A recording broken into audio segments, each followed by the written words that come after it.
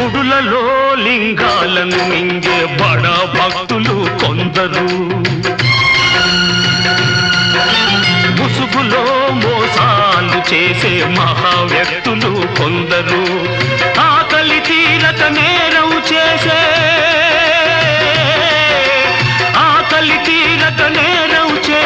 అభాగ్య జీవులు కొందరు.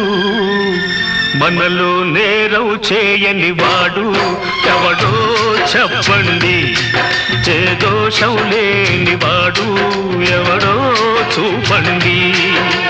మంచిని సమాధి చేస్తారా? ఇది మనుషులు చేసే పనియేనా?